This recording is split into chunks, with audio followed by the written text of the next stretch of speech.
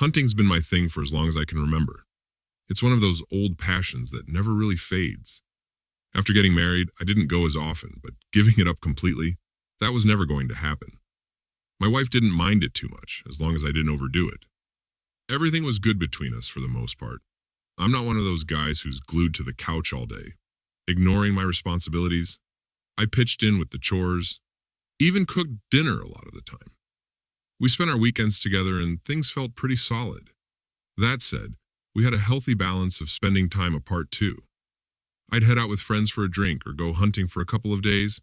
She'd hang out with her own friends. Still, it was clear that I was missing something. That day I went hunting, everything seemed fine. Nothing out of the ordinary. My wife helped me pack up. We joked around a bit. "I'll be waiting for you with the loot. Bring me something nice, will you?" she said with a smile.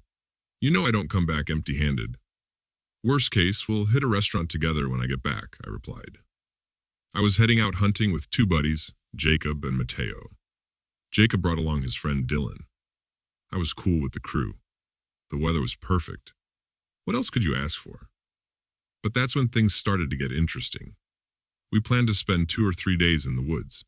We knew the area well, had our favorite spots to camp, and we always had our tents. It felt like any other trip, settling down around the campfire after a meal, cracking open a few drinks. And then out of nowhere, Dylan decided to share something. For some reason, he chose me as his confidant. Why me? I have no idea. What he told me was something I'd heard 1,000 times before. Apparently, things between him and his wife had gone cold. They were more like roommates than a married couple. So he'd gotten himself a mistress.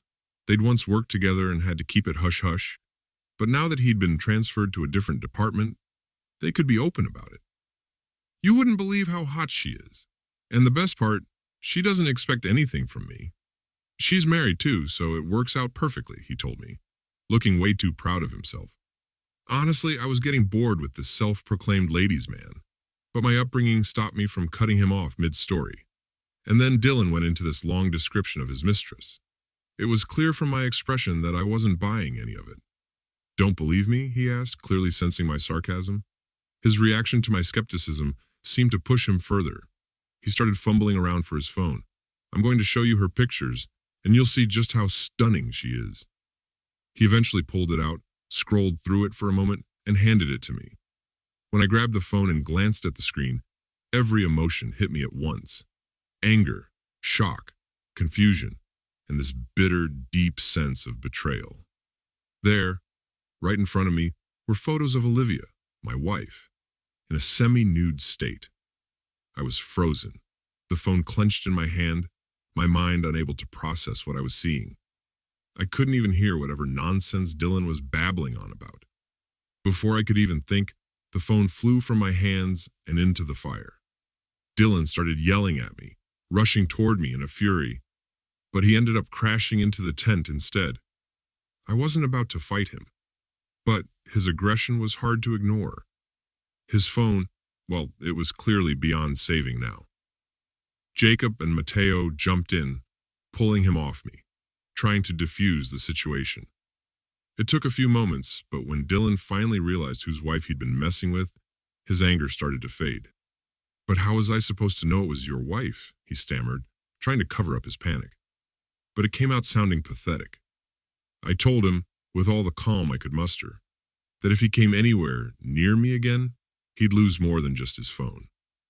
My friend stepped in to take him away, and I spent the rest of the night sitting alone by the fire, my mind spinning. By morning, we packed up and left. After what had just happened, how could I possibly continue with the hunt? When I got home early, Olivia was shocked to see me. "You're back already? What happened?" she asked, clearly not expecting me. "Nothing special," I said, barely able to keep my voice steady.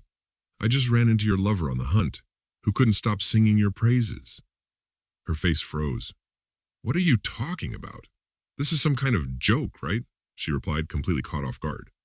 "I wish it were," I said, my words cutting through the tension, "but I'm being more honest than I've ever been." She stayed silent, just listening. Finally, after what felt like an eternity, she spoke, her voice shaky. "So what now?" "Now," I said, my voice cold and firm. "It's over." We're getting a divorce. I don't need a wife like you. Her face twisted in disbelief. Just like that? You're going to erase everything we had? Everything we built? She asked, her voice trembling. Yes, I replied. You erased it when you took a lover. Without another word, she went to another room and shut the door. I guess she thought I'd have a change of heart, that I'd feel sorry and back down. But in that moment, all I felt was a cold emptiness. I didn't want to see her or hear her. I just wanted her out of my life. After a few moments, she finally came back out, her voice now quieter, resigned. I'll give you a couple of days to pack up. I'll file for divorce tomorrow. I told her, the weight of it finally sinking in. There were tears. There was pleading. But by then it didn't matter. I was done. The divorce went through fast, just as expected. Olivia's little affair didn't last long after that. Her lover had a family of his own, and the last thing he needed was extra baggage. Things got tense at work too, which only made it worse for her. Eventually she had to pack up and move back in with her parents, back to her hometown. No job, no apartment. She didn't have many options left. From what I've heard, her parents weren't exactly thrilled to have her back under their roof. So, there you have it. Even the strongest looking relationships can fall apart, and the so-called perfect wife might not be so perfect after all. It's a brutal reminder to stay sharp, because life has a way of blindsiding you when you least expect it. Cheating Secrets podcast like me.